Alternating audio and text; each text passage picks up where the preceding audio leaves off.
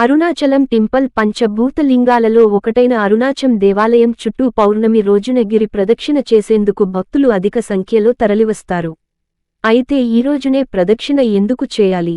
అందుకు గల కారణాలేంటో ఇప్పుడు తెలుసుకుందాం. అరుణాచలం టెంపుల్ దక్షిణ భారతంలోని తమిళనాడు రాష్ట్రంలోని అరుణాచలం లేదా అన్నామలై పంచభూత లింగ క్షేత్రాలలో అగ్నిభూతానికి సంబంధించినదిగా పరిగణిస్తారు. అరుణాచలంలో అరుణ అంటే ఎర్రని, అచలం అంటే కొండ అని అర్థం. అంటే ఎర్రని కొండ అని భావం. మనం చేసిన రుణ పాపాలను తొలగించునది అని అర్థం అని పండితులు చెబుతారు.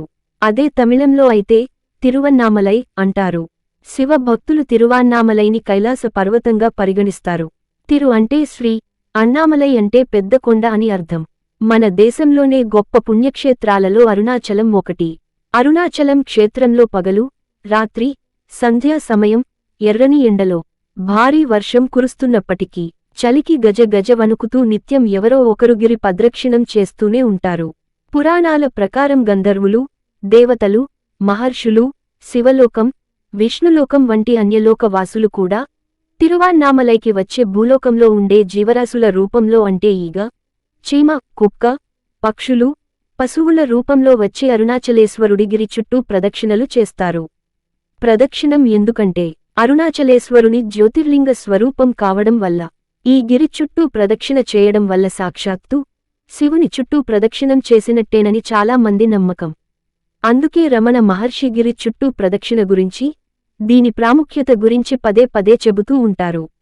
ఎవరైతే పాదరక్షలు లేకుండా శివనామ స్మరణ చేస్తూ ప్రదక్షిణ చేస్తారో వారికి ఎంతో పుణ్యం దక్కుతుందని చాలా మంది విశ్వాసం. గిరి ప్రదక్షిణ వేళ ఏమి చేయాలంటే అరుణాచల గిరి ప్రదక్షిణం చేసేవారికి మోక్షం లభిస్తుందని, కోరిన కోరికలన్నీ నెరవేరుతాయని చాలా మంది నమ్ముతారు. మరీ ముఖ్యంగా పౌర్ణమి రోజున నిండు పున్నమి వెన్నెల్లో గిరి ప్రదక్షిణ చేయడం వల్ల జీవితంలో అనేక ప్రయోజనాలు కలుగుతాయని చాలా మంది నమ్మకం. ఇలా ప్రదక్షిణకు వెళ్లేవారు ఏవైనా పండ్లను, నిమ్మకాయలను తీసుకెళ్లాలి.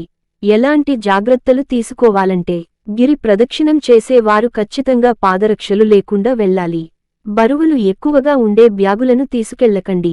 ఎందుకంటే గిరి ప్రదక్షిణం మొత్తం 14 కిలోమీటర్ల వరకు ఉంటుంది. పగటిపూట ప్రదక్షిణ చేయడం చాలా కష్టంగా ఉంటుంది. అందుకే ఉదయం 10 గంటలలోపు గిరి ప్రదక్షిణాన్ని ముగించాలి. ఎక్కువ మంది పౌర్ణమి రోజే గిరి చుట్టూ ప్రదక్షిణం చేస్తారు. మిగిలిన భక్తులు ప్రతిరోజూ గిరి ప్రదక్షిణం చేస్తారు.